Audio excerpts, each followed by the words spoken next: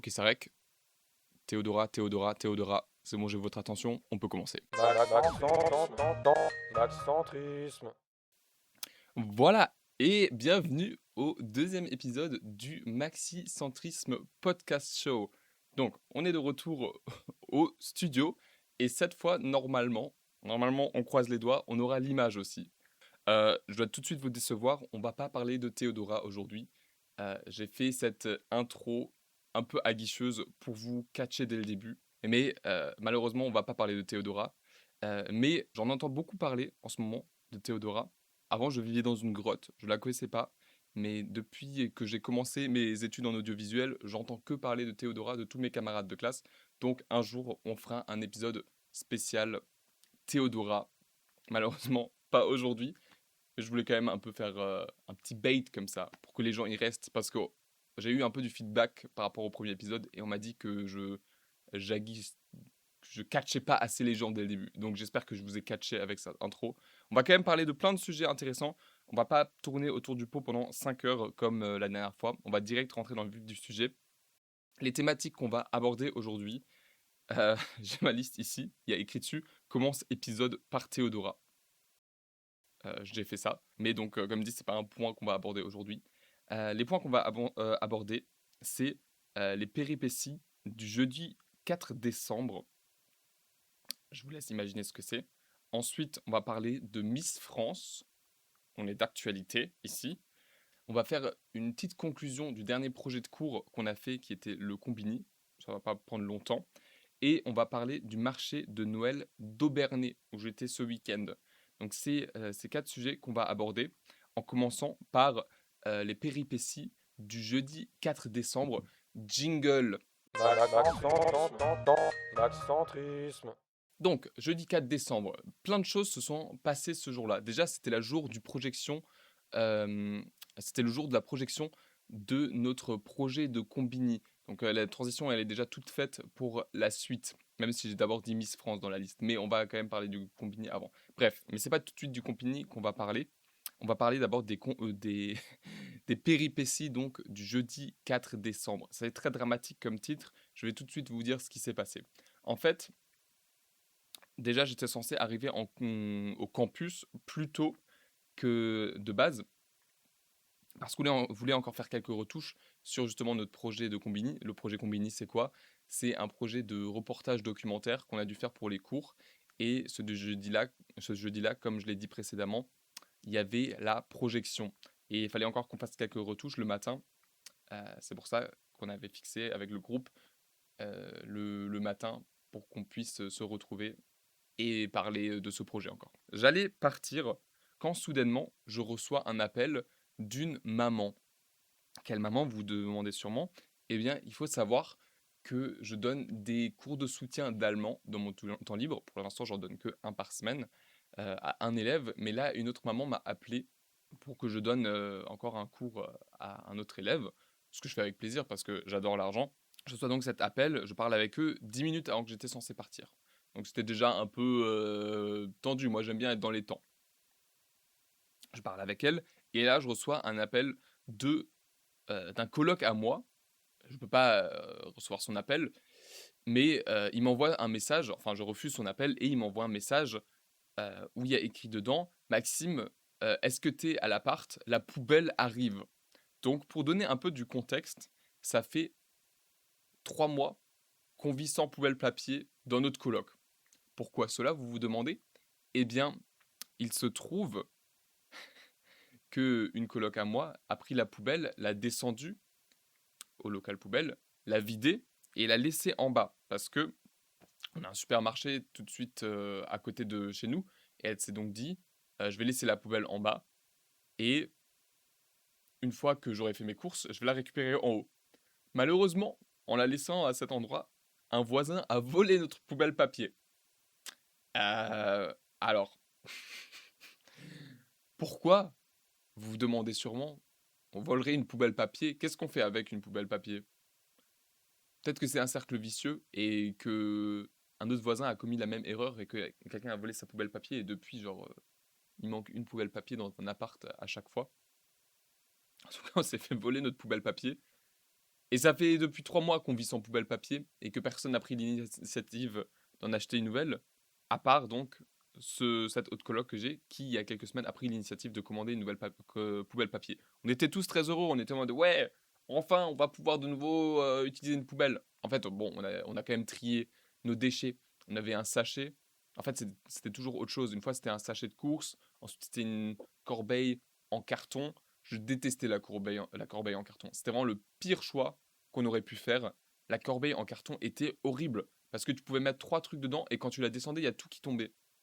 Et je me souviens qu'une fois, je l'ai jeté parce que ça m'a frustré. Et j'ai donc décidé de mettre de nouveau un sachet de course qui était bien plus adapté. Mais malheureusement, quelqu'un a décidé de mettre le sachet de course de nouveau dans un truc en carton nul. Je sais pas qui c'était. Mais ça m'a tendu en tout cas. Je sais pas. C'est très vite parti en frustration. Mais en tout cas, c'est bien parce que on a de nouveau une poubelle papier maintenant. En tout cas, on l'avait pas encore à ce moment-là.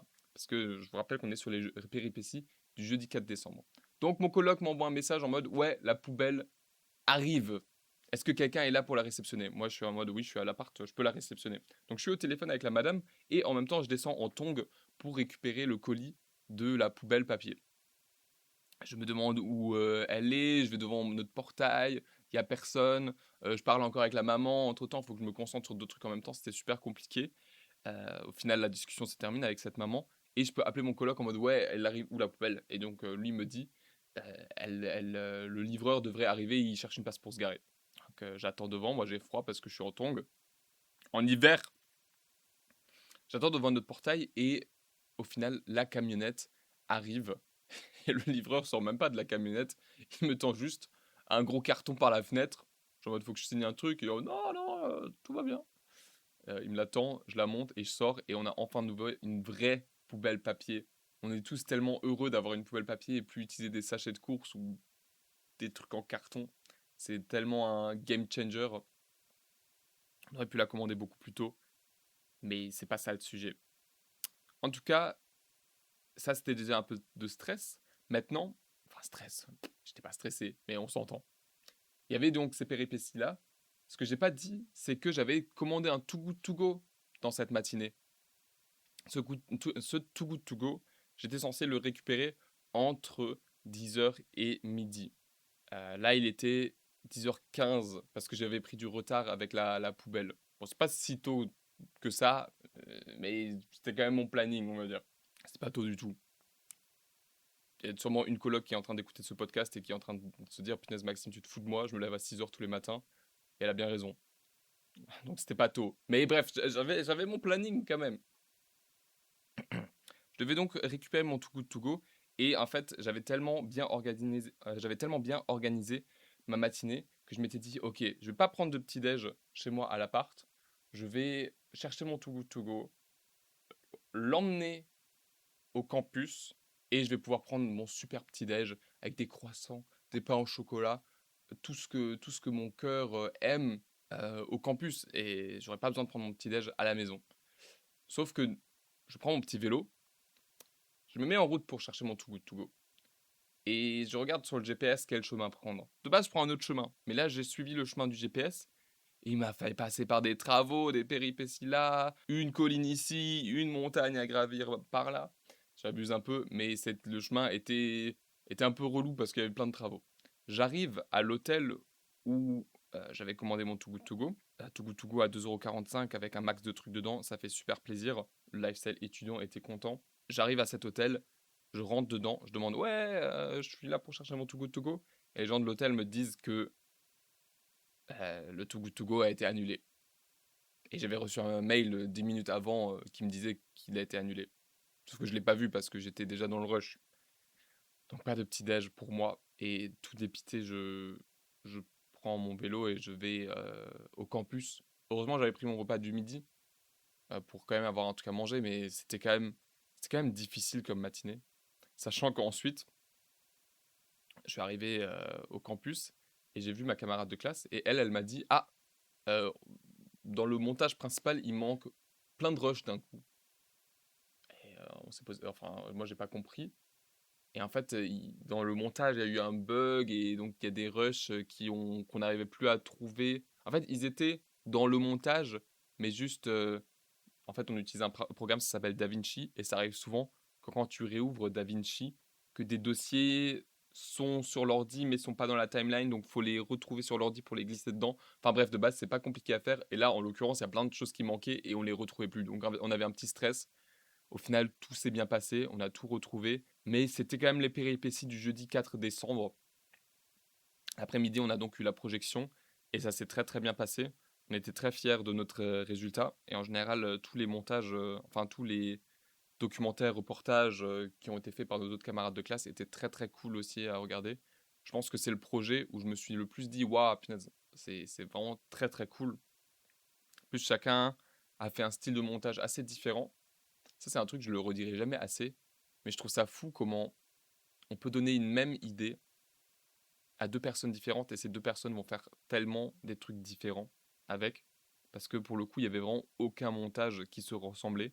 Il y en avait qui avaient choisi d'utiliser deux caméras avec deux angles, d'autres ont choisi d'aller chez la personne pour l'interviewer, d'autres ont décidé de faire un truc un peu plus fictif, et encore d'autres ont fait un montage très particulier. C'est très vague mes explications, mais juste pour dire que c'était vraiment très très chouette de voir tous ces projets et c'était vraiment ça a fait vraiment très très plaisir. Donc c'était mes péripéties du jeudi 4 décembre. J'aurais pu faire aussi le drama du jeudi 4 décembre, ça aurait été encore plus dramatique. Mais les péripéties du jeudi 4 décembre euh, sont un plutôt bon titre, je trouve. Jingle pour la suite. Maxcentrisme. Comme vous le savez peut-être, ce samedi-là, il y avait Miss France à la télé. Moi, je ne m'y connais pas beaucoup en Miss France, j'avoue. Mes travaux de recherche n'ont pas été très très grands avant ce podcast. Je suis sûr qu'il y a plein de choses qui vont pas avec cette émission. Ça m'étonnerait pas. Mais j'ai pas fait de travail dessus pour les expose. Donc je vais rien critiquer de grand sur Miss France. Malheureusement, si vous voulez un épisode spécial Miss France où je défonce l'émission, n'hésitez pas. Après, si ça se trouve, il n'y a rien à défoncer. Peut-être c'est super éthique comme émission. On ne sait pas. Moi, je ne sais pas. Je n'ai pas fait mes recherches. Donc, voilà. Mais en tout cas, c'était quand même la première fois que j'ai regardé Miss France correctement de ma vie. Et déjà, bon, spoiler. Enfin, spoiler. Bon, tout le monde est au courant. Mais félicitations à Miss Tahiti. Félicitations à toi. Je pense que tu dois être très fier de toi. Voilà, c'est félicitations. Je n'ai pas grand-chose de plus à dire. En tout cas, j'ai regardé Miss France pour la première fois correctement cette année. Et avant de parler de Miss France de cette année, il faut que je parle de Miss France d'il y a quelques années. Parce qu'il y a toujours une anecdote marrante qui me vient en tête quand je pense à Miss France. C'est que euh, c'était une fois le jour de l'anniversaire d'un pote à moi, où la journée on a fait un escape game, et le soir on est allé au marché de Noël. Et ce soir-là, il y avait Miss France aussi. Et on s'était dit, vas-y, parce que ma sœur regardait Miss France à la maison. Et on s'était dit, vas-y, on va regarder Miss France avec ma sœur. Et ce pote-là, en l'occurrence, il pensait qu'on allait regarder genre second degré, on allait faire des petits commentaires marrants et tout. Et non, il n'en était rien. On était tous à fond dedans. Sauf lui, du coup. On était tous à fond dedans. Personne ne faisait de commentaires. Moi, j'étais hypnotisé par le truc. Et donc, il s'est juste ennuyé pendant 2 heures. Et ça l'a un peu traumatisé. Donc, c'est pas cool pour lui, mais c'est un peu drôle quand même. Et cette année, c'était un peu pareil. Sauf qu'il n'était pas là. Mais en gros, avec ma petite sœur et ma grande sœur, on est allé au marché de Noël de Strasbourg. Et moi, je m'étais dit, ça pourrait être cool de regarder Miss France après. Malheureusement, ma grande sœur devait aller travailler encore chez elle. Donc moi et ma petite sœur, on est allés chez moi. Et on a regardé Miss France avec ma coloc. Et c'était super cool. Enfin, super cool. Le moment était agréable. Et pour le coup, moi, je trouve ça vraiment intéressant. Déjà, toutes les tenues par rapport aux régions et tout, je trouve c'est quand même cool à regarder. Même s'il y en a certaines où parfois on se dit, ok, punaise, ça c'est quelque chose quand même. J'imagine que j'ai pas l'œil pour ça.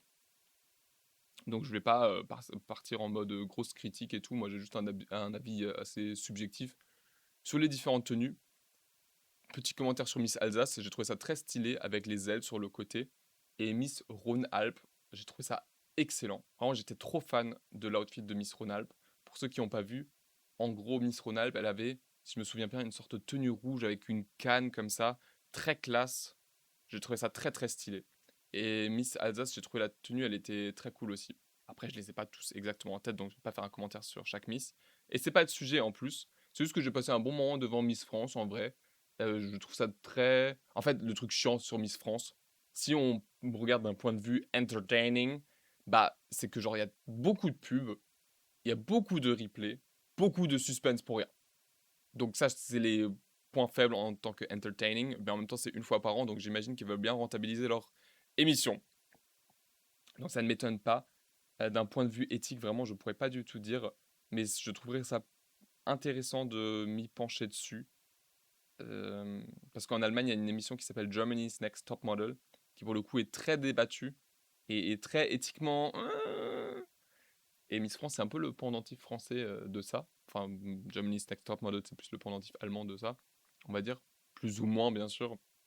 Ça, je pense que je vais me pencher sur Miss France, parce qu'il y a sûrement plein de choses à dire, peut-être autant en positif que négatif, mais ça m'intéresserait vraiment. Bon, je vais pas parler pendant 3 heures encore comment je me suis pas renseigné sur Miss France, mais il y a quand même une chose sur laquelle je me suis renseigné, et c'est les critères pour être Miss France. Je suis allé sur le site de la région PACA. Si, PACA, pardon. Enfin, de Miss Côte d'Azur et Miss Provence. Donc je suis allé sur les sites officiels des Miss, quoi, pour voir, parce que ça m'intéressait, c'est quoi les critères d'être pris. Donc le site t'accueille avec «Vous rêvez de faire partie de l'aventure Miss France? Consultez la charte de déontologie». Donc la charte de déontologie, c'est apparemment les critères de sélection obligatoires pour candidater à l'aventure Miss France. Et ensuite, en dessous, il y a écrit qu'est-ce que c'est ces critères-là. Donc je vais les lire avec vous et on va voir si je peux faire Miss France. Eh, ça se trouve, Maxime Miss France 2027, qui sait. Donc, les critères commencent par avoir 18 ans minimum. Eh, j'ai 22 ans. Pour l'instant, on est encore dans l'aventure. Ensuite, mesurer minimum 1m70 sans talons. Je fais 1m84 à peu près. Je suis toujours potentiel Miss France pour l'instant. Là, ça se complique. Être française de naissance ou naturalisée. Malheureusement, je suis ni 16, ni France pour l'instant. On a déjà eu ce sujet la semaine dernière. Je suis pas encore français. Et donc, je pense que c'est ça le point majeur qui va me retenir. Mais en vrai, ça se fait, non? Si je fais encore ma nationalité française, je peux faire partie de Miss France. Donc, comme dit, au fur et à mesure du podcast, on verra si j'aurai la nationalité française. Et en fonction de ça, bah, peut-être je peux participer à Miss France. Donc ça, ce point, je le laisse encore ouvert. Ensuite, être domicilié dans la région pour laquelle vous concourez. Je vis à Strasbourg, je vis en Alsace. Pour l'instant, je suis dans la course. Je suis Miss Alsace, quoi. Ne pas avoir eu recours à la chirurgie plastique. J'ai pas eu recours à la chirurgie plastique. Je suis en train de réfléchir. Moi, j'ai recours à la chirurgie pour diverses opérations, mais pas à la chirurgie plastique. Donc ça, c'est cool. Et là, il y a le dernier point que je trouve le plus intéressant et que, pour le coup, je pense qu'on peut en parler un peu. Et c'est ne pas avoir participé à des séances photo ou captation audiovisuelle où vous apparaissez partiellement ou totalement dénudé. Donc malheureusement, je vais devoir décaler mon photoshooting pour mon calendrier un peu olé olé. Mais blague à part, en fait, cette règle, c'est celle qui me paraît le plus bizarre, entre guillemets. Les autres critères, on peut tous plus ou moins les comprendre. Genre avoir 18 ans minimum, ok, c'est normal. Être français, ok, c'est Miss France, ça paraît logique. Être domicilié dans la région pour laquelle vous concourez, ok. Le mesurer minimum 1m70, c'est un peu bizarre. Et chirurgie plastique, je me dis aussi, ouais, voilà. Mais ne pas avoir participé à des séances photo ou captation audiovisuelle où vous apparaissez partiellement ou totalement dénudé, je trouve que c'est un peu nul, quoi. Genre, si tu fais un photo-shooting en maillot de bain, enfin, genre, ça veut dire quoi de toi? Pourquoi tu pourrais pas participer à Miss France si t'as fait un photo-shooting en maillot de bain? Peut-être je pousse pas la réflexion assez loin, mais c'est un... bon, après, Miss France, peut-être c'est un peu conservateur en général. Mais genre, ça me paraît un peu, genre, très conservateur comme règle dans le sens où, ouais, si tu montres trop de peau, bah, tu peux pas participer. Sachant qu'à Miss France, bah, il y a spécialement un moment où les Miss sont en maillot de bain. Donc, ça fait partie du concours, littéralement. Après, peut-être partiellement dénudé. C'est aussi genre en mode, ok, si t'as, je sais pas, si t'as pas de soutien-gorge ou un truc comme ça. Donc ça rentre là-dedans aussi. Mais même ça, je trouve c'est un peu bizarre d'avoir cette règle-là mis en place. Parce que tu peux très bien faire un photoshooting nu. Et genre, c'est dans un cadre artistique ou esthétique et tout. Et donc, je trouve cette règle, elle est un peu particulière. Et en vrai, je la comprends pas trop. Mais anyways, j'ai pas fait de photoshooting dénudé. Donc, je suis dans la course, les amis. Hmm. Non, mais ouais, je sais pas. Genre, c'est c'est vraiment marrant qu'il y ait cette règle-là. En plus de ça, genre, comme dit, tu fixes où la limite? À partir de quel maillot de bain t'es partiellement dénudé ou pas? Ou peut-être j'ai mal compris aussi la règle, mais c'est juste un point qui m'a fait tilter et sur lequel je voulais m'attarder un peu. Donc j'ai un peu tourné autour du pot, mais c'est les critères pour participer à Miss France. Mais en tout cas, cette émission, elle revient chaque année. Chaque année, des millions de Français, Françaises la regardent. Cette année, j'en faisais partie. Et je pense que j'aurai un peu une Miss France era dans ma vie, dans le sens où je vais m'intéresser à l'émission et voir au final qu'est-ce qui va avec cette émission, qu'est-ce qui va pas. Est-ce qu'elle est trop conservatrice? Est-ce qu'elle ne l'est pas? J'imagine qu'elle est trop conservatrice. I guess. Concours de beauté en général, c'est quand même très superficiel. Ah, je sais pas. Bref, Miss France, c'était mon avis dessus. Félicitations à Miss Tahiti encore. Et jingle! Maxcentrisme. Prochain sujet, le marché de Noël de Aubernais. Ce week-end, j'étais au marché de Noël d'Aubernais avec une de mes colocs. On a pris le train ensemble et déjà là, un sujet de discussion très important est venu. Et c'est un contrôleur de train que j'aime particulièrement. En fait, quand je viens à Strasbourg, je prends un train spécifique où il y a souvent un contrôleur spécifique. Et ce contrôleur-là, je sais pas, il est un peu costaud. Il doit être en cinquantaine d'années, un truc comme ça. Il a une barbe blanche très soignée, une superbe petite moustache. Et il rentre dans le wagon en disant bonjour, vos titres de transport s'il vous plaît. Vous allez me dire oui, bah c'est c'est vraiment la phrase que tous les contrôleurs disent et vous avez vraiment raison. Mais lui le dit d'une manière très sympathique. Et genre quand lui il arrive, je suis en mode ah, je suis content de me faire contrôler par ce mec-là.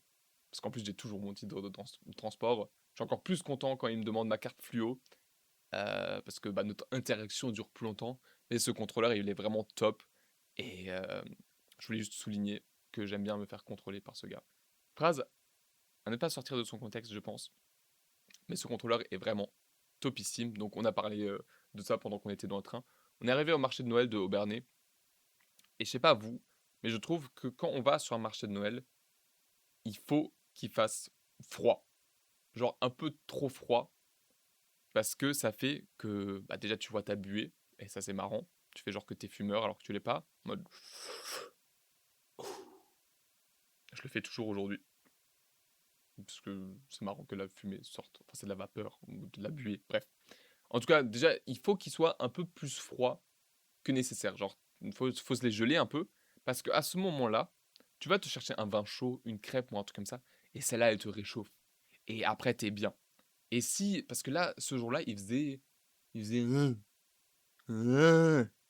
comme ça que je décris la météo. C'est, c'est le bruit que fait la météo quand, quand on est en hiver, mais qui fait chaud en soi, ou qui fait tiède. Et je trouve que c'est super désagréable comme météo parce que moi j'ai mis genre des moufles et une veste et tout. J'aurais pu checker la météo qui était dehors avant ça, c'est vrai. Mais c'est pas le sujet. Euh, en tout cas, c'est genre un peu doux. Et je trouve que c'est super désagréable d'aller au marché de Noël quand il fait doux comme ça. Parce que tu prends ta gaufre et elle te réchauffe pas. Je sais pas si vous guettez la vibe, mais je trouve qu'un marché de Noël, faut qu'il fasse froid. Et ce critère-là n'était pas rempli. C'est pas grave, on a quand même passé un bon moment. On est allé sur le marché de Noël, moi j'ai acheté une gaufre. 5,50 €. C'est cher la gaufre, mais c'est les critères du marché de Noël, malheureusement. J'ai pris ma gaufre, je l'ai mangée, je l'ai savourée. Ma coloc a pris un vin chaud et on a marché, on a regardé les trucs. Elle allait aller acheter différentes choses. Moi, j'attendais dehors, je tenais son vin chaud. Et à un moment, on est retourné vers la gare pour reprendre le train retour. Malheureusement, on est venu trop tôt et enfin trop tard, le train venait de partir. Donc on a dû encore un peu se balader en ville. On a dû, genre c'était ultra chiant. Non, bah, pour passer le temps, on s'est baladé un peu en ville et on est allé dans un sorte de magasin de décoration, on va dire, et qui était sympathique d'extérieur. On est rentré à l'intérieur, on a regardé et tout. Et là, déjà, on tombe sur un coussin avec un elfe dessus fait en IA. C'était ultra moche, mais c'est pas la pire des choses qu'on a vues. En fait, tout au fond du magasin, il y avait des sortes de portraits, des portraits d'animaux avec des costards qui étaient faits par IA aussi. Et donc, il y avait toute une partie que avec ça. C'était vraiment pas joli. Et puis, il y avait un cadre avec un sorte d'écran qui faisait passer des photos de singes qui étaient faits par l'IA aussi. Et derrière, il y avait une musique triste. Et c'était un peu lunaire, je trouvais. Enfin, il y avait des singes qui défilaient à chaque fois. De temps en temps, il y avait une photo du singe, d'un portrait de singe commence à rentrer dans ton salon. Spoiler, ça aurait été archi moche. Mettez pas ça dans votre salon, s'il vous plaît. Et c'était les singes, mais les plus goofy de l'histoire. Genre, il y avait un singe qui était en costard jaune. Il avait un cigare. Le cigare, c'était un billet de sang qu'il tenait dans sa main. Ensuite, bah, après, il y avait genre des photos de singes en noir et blanc. À un moment, il y avait un singe sur une planche de surf avec un truc. Et tout était moche. Tous ces singes étaient moches. Et derrière, t'as la musique triste qui est en mode.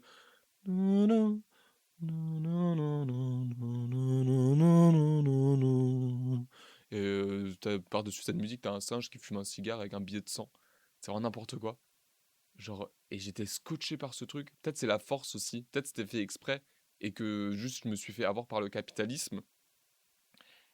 Mais ce truc, ce PowerPoint de singe triste qu'on est censé acheter et les foutre dans notre salon pour décoration, alors que c'est horrible. Oh, c'est moche. Mais et avec cette musique triste en plus en fond. Oh là là. Et ça m'a un peu brisé le cœur parce que je suis en mode punaise. Imagine dans 10 ans on a tous des portraits IA dans nos appartements. C'est vraiment la décadence. Et ces singes-là, ils m'ont marqué, tellement marqué que je vous en parle dans mon podcast. N'hésitez pas à donner votre avis par rapport aux singes IA. Qu'est-ce que vous en pensez? En tout cas, on est passé dans ce magasin et puis on est allé à la gare et on est rentré. Le marché de Noël d'Aubernay, c'était cool, mais vraiment, ces singes IA m'ont un peu plombé le moral cette journée-là, je vous avoue. Anyways, prochain, prochain sujet. Jingle. Maxcentrisme. Pour le fun fact animal, j'ai une petite anecdote parce que j'ai pris le train ce dimanche pour aller à Strasbourg et je suis tombé sur une ancienne camarade de classe à ma petite sœur. On a donc discuté un peu et je lui ai demandé, parce que j'étais en train de regarder pour les fun facts animal, je lui ai demandé de me dire ce que c'était son animal préféré. Elle m'a dit que c'était le chat. Le chat, j'ai une relation très particulière avec le chat parce que j'ai l'impression que tout le monde kiffe les chats. Enfin, pas tout le monde, il y a la team chat et la team chien. Mais beaucoup de gens aiment beaucoup les chats. Et en fait, moi, je suis très neutre vis-à-vis des chats. Mais vraiment très neutre. Les gens pensent que j'aime pas les chats. Non, c'est juste que je suis neutre. Je, je pense que si j'avais un chat, pardon, si j'aurais un chat, voilà. Ça, c'est pour tous les gens. Non, bref. Bref, si j'avais un chat, je suis sûr que je serais très attaché. Je serais sûrement très gaga, très, voilà. Mais en fait, j'ai besoin de d'abord construire une relation avec cet animal avant d'être gaga avec. C'est pareil avec les chiens, mais peut-être avec les chats encore plus particulièrement. Plus particulièrement. Oh là, c'est difficile aujourd'hui. Encore plus particulièrement avec les chats. Parce que, je sais pas, c'est juste neutre. Je n'ai rien pour les chats et je n'ai rien contre les chats. Et donc, je comprends pas la hype qu'il y a autour. Alors, en tout cas, elle m'a dit chat parce que elle a un chat à la maison pardon, genre une chatte, voilà. Amusez-vous maintenant avec ce vocabulaire, mais c'est factuellement le mot qu'on emploie. Donc voilà, bref. En tout cas, elle a eu 6 chatons à la maison et genre, faut les nourrir et faut qu'elle s'en débarrasse, entre guillemets. Enfin, faut qu'elle les donne à des gens. Donc on a eu cette discussion, c'était assez intéressant. En même temps, je me fais appeler pendant mon podcast, il y a un numéro qui m'appelle. C'est pas grave. Donc voilà, j'ai choisi le chat, donc j'ai cherché un fun fact sur les chats.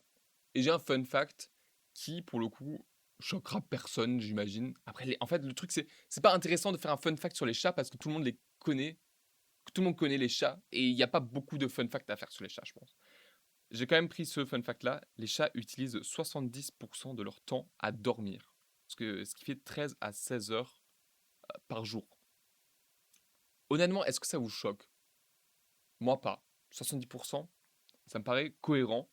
Et en même temps, même si on se dit, punaise, c'est beaucoup de temps, nous, on passe 50% de temps à notre vie à dormir. Genre 50% de notre temps de vie est destiné à dormir. Et les chats, ils utilisent 70. Donc c'est que 20% de plus. Ce qui est, en plus, quand on y pense, le chat, c'est genre plus petit que nous. Non, j'allais dire c'est plus petit que nous, donc ça utilise plus d'énergie. Mais non, ça fonctionne pas comme ça. Mais en tout cas, le chat utilise beaucoup de temps pour dormir et on le remarque tous. Donc ce fun fact, il devrait choquer personne a priori. J'en ai pas trouvé d'autres qui pouvaient être intéressants. Je crois qu'il y en avait un où c'était genre en mode les chats, ils ont 16 pouces. Mais ça me paraît pas cohérent. Enfin, j'ai pas fait plus de recherches. 16 pouces, peut-être 20 pouces. Les chats ont beaucoup de pouces. Prendre avec des pincettes. Anyways, donc les chats, comme dit, j'ai une relation particulière avec eux. Et ils ont beaucoup de pouces. Et utilisent beaucoup de temps pour dormir. Mais ce fun fact choquera personne, j'imagine. Maxcentrisme. On arrive sur la fin de l'épisode, comme l'épisode précédent. On va conclure l'épisode en mettant une chanson sur la playlist. La maxi playlist, elle existe, le lien est dans la description du podcast. La musique que je vais mettre dans la playlist s'appelle Hellzea de Paper Blossom. Et j'ai une histoire un peu particulière avec cette musique parce qu'elle vient d'une web série qui s'appelle Tube Clash. Tube Clash, vous connaissez pas parce que c'est une web série qui est allemande. Si vous la connaissez, trop cool, vraiment. On pourrait être amis, mais ça m'étonnerait quand même beaucoup. En fait, Tube Clash, c'est très particulier. Je vais vous résumer un peu en quoi ça consiste. La web série date d'il y a 10 ans et le concept, c'était de prendre 10 youtubeurs, de les mettre sur une île et en gros, ils devaient se battre entre eux. C'était ça le concept de la série. Et le truc cool, c'était que c'était fait en dessin animé. Et chaque semaine, un épisode sortait. Donc, les gars qui s'occupaient de cette série, chaque semaine, ils faisaient un épisode en faisant l'animation, les décors, les dialogues, les effets sonores, tout était fait. C'était il y a 10 ans. Il y a 10 ans. Imaginez-vous, il y a 10 ans, YouTube, c'était pas ce que c'était aujourd'hui. Et il y avait ça qui a été fait. Il y a une série d'animations où il y a un épisode de 10 minutes qui était sorti par semaine. Je sais pas si vous vous rendez compte du truc, c'est dingue. Genre un épisode par semaine en animation, c'est fou, de 10 minutes. Et donc, en fait, c'était juste la plus grosse fanfiction qui existait. Genre, parce que les youtubeurs en question, ils se doublaient pas eux-mêmes, ils faisaient pas partie de la production. C'est juste des gars qui se sont dit, putain, ça serait trop drôle de prendre des youtubeurs et de faire la giga fanfiction. Et ce qui était encore plus incroyable, c'est que chaque semaine, on pouvait faire des commentaires pour dire ce qui se passait dans le prochain épisode. Dans un niveau, voilà, on se comprend. Euh, mais tu pouvais décider du sort de tes personnages. Tu pouvais voter pour les personnages qui étaient censés rester ou pas. C'était un truc de malade. C'était ça, Tube Clash. Imaginez-vous une série de dessins animés avec genre Squeezie, Mastu, euh, Cyprien, j'en sais rien, avec que des youtubeurs dans leur prime, Jilcy, McFly Carlito, avec que des youtubeurs, ils sont en dessin animé, et t'as cette fanfiction-là, tu les suis, et c'était trop génial comme concept, c'était trop cool à suivre, et je suis en train de réécouter un peu les musiques qu'il y avait dans cette série, les musiques qui étaient tous incroyables et une particulièrement qui s'appelle Hellseher, Hellseher, qui est un peu une chanson de rupture amoureuse, d'une certaine manière, ou peut-être aussi de rupture amicale. Chacun l'interprète comme il veut. Mais je sais pas, cette musique, elle me donne une sorte de puissance interne qui est très, très particulière. Ça, c'est une vibe un peu mélancolique, mais aussi en mode j'ai envie de tout déchirer. Je vous laisse l'écouter, elle est vraiment super cool. Et en fait, j'aimerais trop vous dire, regardez Tube Clash, mais c'est en allemand, donc c'est compliqué. Et c'est un peu figé dans le passé aussi, dans le sens où ça capture la vibe du YouTube allemand à l'époque, ce qui est très particulier. Et en fait, aussi toutes les refs, c'est à des youtubeurs d'il y a 10 ans. Certains sont même plus actifs. Et il y a juste ce truc, cette capture écran d'une vibe dans le temps. Et c'est ça que je trouve fascinant aussi. Et qui, qui, qui est inspirant d'une certaine manière. Cette série-là, tu peux pas la recréer. Enfin, ça serait super compliqué. Je pense que si tu dirais à quelqu'un, vas-y, on crée une série d'animation où il y a un épisode qui sort par semaine de 10 minutes, je pense que la plupart des gens te prennent pour un fou. Mais c'est possible, ça a été fait. Ça a été fait. Je retombe toujours sur mes pattes. Sur mes mots, sur mes pattes. Je deviens un chat. Donc, Hellseher, musique qui me tient à cœur en ce moment, je l'écoute et elle me donne un sentiment très très cool.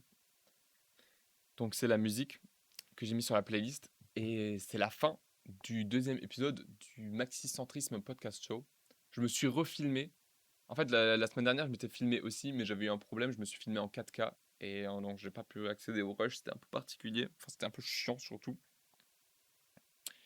Mais cette fois, je me suis filmé dans une autre qualité. Peut-être qu'il y aura un épisode vidéo cette fois. Peut-être je vais chier dans la colle de nouveau et il n'y aura pas. À voir. Mais ça m'a fait plaisir de faire ce deuxième épisode. À la semaine prochaine. Ciao, ciao.